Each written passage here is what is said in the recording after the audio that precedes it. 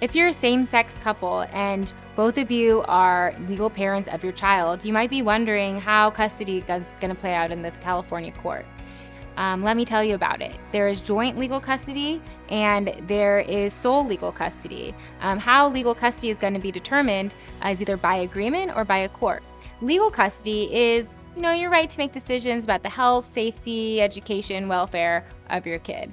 If you're both capable of making these decisions, typically you're going to have joint legal custody. It's pretty rare that only one parent has legal custody, the other parent doesn't have legal custody. Those would be in situations where the other parent, maybe has some kind of mental health issue or a substance abuse issue, or, has a behavior where they're very violent, where, it's unsafe for, your child to have, decisions made about them by the other parent. And it's a high bar to prove that kind of thing. So if you have some serious allegations about the other parent, let's talk about it. Let's see if you'd be a good case for sole custody, but otherwise I would assume you're going to have joint legal custody.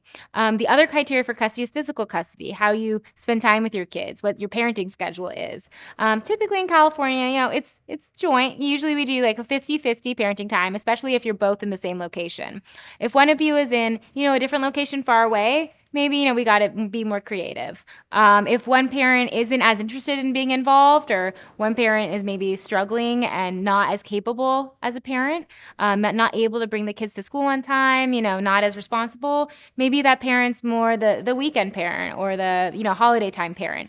Meet with us and tell us more about how your kids are doing, what each of your parenting styles is like, your history, what's gone on in your relationship and your marriage. And, we can better advise you as far as what custody should look like and whether we can hopefully kind of negotiate custody, with your ex or your ex's attorney to keep this out of court and really, do what's best for your kids. If you're a same-sex couple in the Bay Area, you might be wondering if there are any legal biases because, you're a same-sex couple and maybe you're a little worried about that.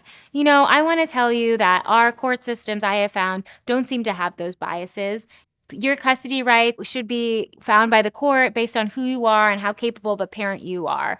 A judge isn't going to judge you based upon your sexual orientation as to, what kind of parent you're capable of being with your kid. And I don't want you to feel insecure about that or think that that's going to play a role in how this is all going to pan out for you.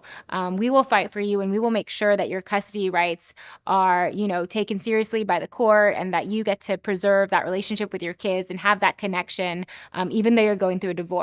And, there should be no judgment based on your sexual orientation when it comes to a judge making decisions about, how you're going to share your kids. If you're a same-sex couple, you might be wondering how the best interest of a child works, if you're going through a divorce or a custody dispute. And, it works for same-sex couples just like any other couple, right? It's the judge's responsibility to decide what's in the best interest of your kids. Our goal is that it's not actually the judge's decision, that it's your decision, because we try our best to negotiate a custody agreement with your ex or with your ex's attorney to keep it outside of court, right? As long as you and your ex are the ones deciding what's going on with your kid, you have a lot more control, over deciding the specifics of what your parenting plan is going to look like. Who's going to get your kid over the holidays? Who's going to get to have vacations, for how long, where you're allowed to go, where your kid's going to go to school, what doctor, what therapist, is your kid going to do weekly therapy?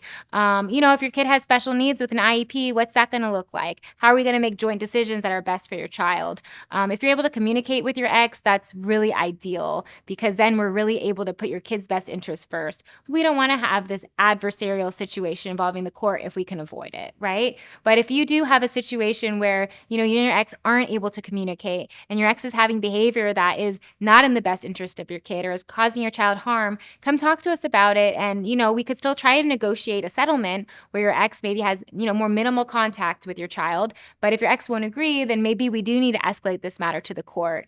I know it sounds scary to escalate the matter to the court, and that's why you need a family law attorney to guide you through the process so that you feel comfortable all along the way. Come call us, schedule an appointment so that we can help you.